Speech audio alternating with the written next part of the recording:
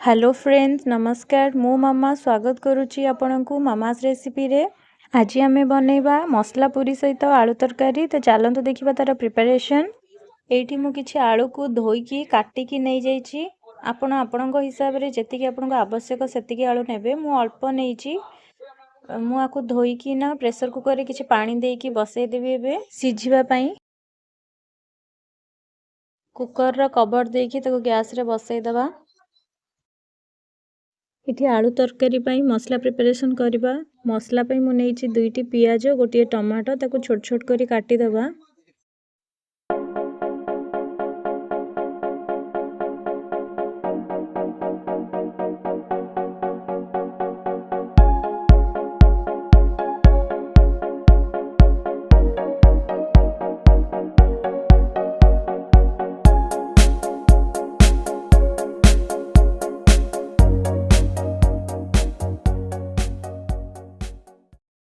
पियाज टमाटो को काटी सारा पर 2टा कंचा लंका को मध्य काटी दबा। देखंतु मु एठी कंचा लंका 2टा मध्य काटिकी रखी देइची। एबे हमें गुंड मसला रे गोटे पेस्ट तैयारी करिबा। एठी मु गोटे छोटो बाउल नै जाइची। सेतिरे हाफ चम्मच धनिया पाउडर, हाफ चम्मच करी पाउडर, अल्प किछि हळदी गुंड, हाफ चम्मच लंका गुंड, गोटे चम्मच अदा रसुण पेस्ट एवं पानी किछि देई ताकू भलो भाबरे मिसै देबा। मिसै कि किछि समय रखी देबा। एबे हमें पूरी पाई अटा चकटिबा स्टार्ट करिबा। प्रथमे नबा किछि अटा जति कि आपनको आवश्यक, स्वाद अनुसार लूण, हाफ चम्मच हळदी गुंड, अल्प किछि जुआणी। जेहेतु एटा मसला पूरी तो सेथि पई हमें किछि मसला गुंड एथिरे पकेइबा। तापरे हमें नै जिबा किछि कसूरी मेथी पत्र ताकू टिके हाथ रे क्रश करिकी पकेइ दबा। एबे मु गोटे सिझा आलू नै जाइची। से आलू को मध्य चकटिकी से अटा रे पकेइ दबा एवं अटाटी को भलो भाबरे अल्प अल्प पानी देई चकटी दबा।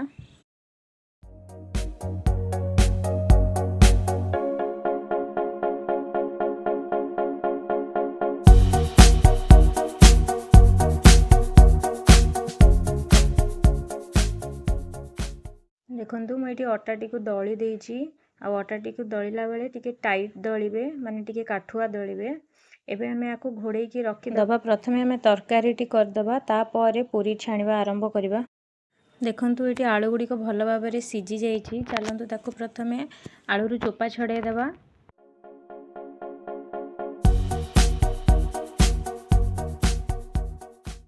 देखंतु एठी आलू गुडी को चोपा छडे देइची। एबे हमें ताकु चारि फाळ रे काटि देबा। आपण चाहिले ताकु छोटो भी करि परिबे। मु छोटो करूनी एथि पई काइना तरकारी करिवा समय रे सिए भांगी जिवो, तो से ऑटोमेटिक आउ टिके छोटो होई जिवो। तो हमें एई साइज रे तरकारी बनेबा। एठी मु गैस ऊपर गोटे कड़ाई बसैची। कड़ाईटी ताती गलानी। सेतिरे गोटे चम्मच तेल देई दबा। तापरे काटिकी रखिथिबा पियाज को देकी भलो भाबरे भाजीबा।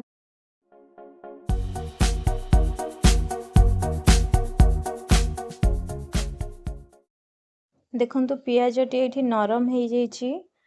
एबे हमें जो गुंड मसला रे करिकी रखिथिबा पेस्ट टी को सेथिरे पकेइकी भलो भाबरे कसी दबा।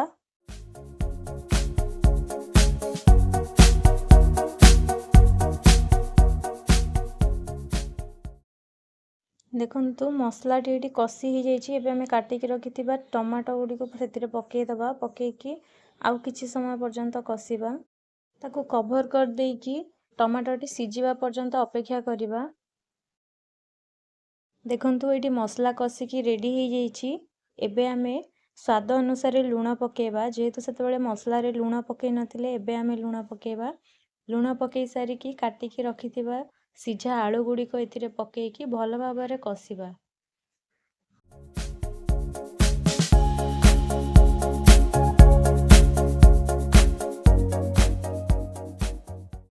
देखंतु एठी आलू गुडी को कसी हो जाइची। एबे हमें पानी देई ताको बसै दबा फुटिबा पई।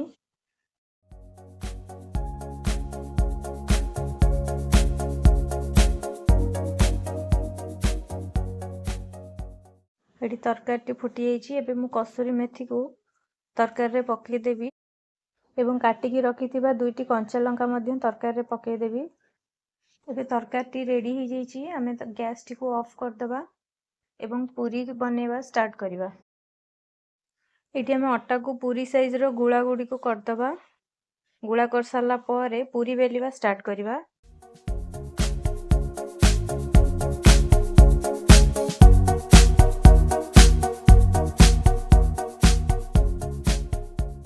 देखंतु मैं ये सबू अटा गुड़ा करके रखी एबे पूरी बेलिवा स्टार्ट करवा।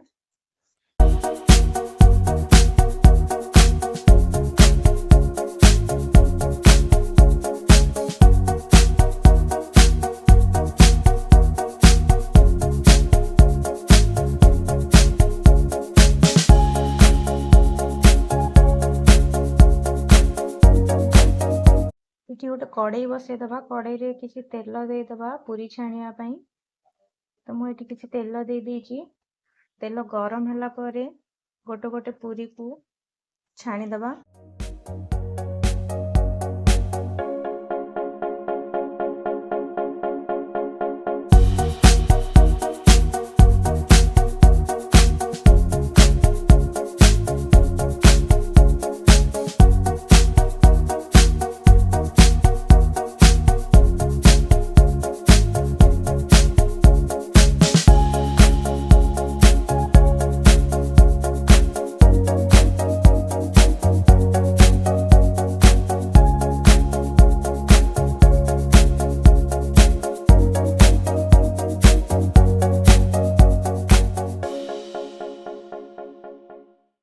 देखंतु पूरी गुड़िक केते सुंदर भाव में फुलुची।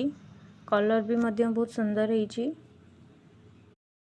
फ्रेंड्स जदि मो वीडियो आपन को पसंद लागुथुबो तो आपण मो वीडियो को like share comment and subscribe करंतु। पाखरे थिबा बेल आइकन को क्लिक करी ऑल नोटिफिकेशन रे क्लिक करंतु ताकि मोर नुआ नुआ वीडियो जेतेबेले भी अपलोड होबो आपनक पाखको नोटिफिकेशन जिवो।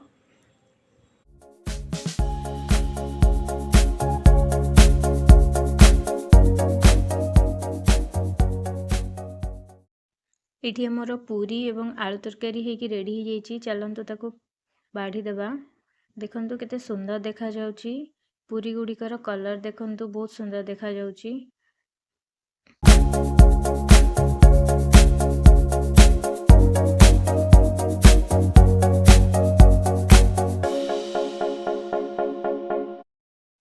देखंतु फ्रेंड्स पूरी तरकारी होगी रेडी हो जाइए। जल्दी जल्दी आसंतु ताको टेस्ट करिबा। टेस्ट केमिति होईची देखिबा।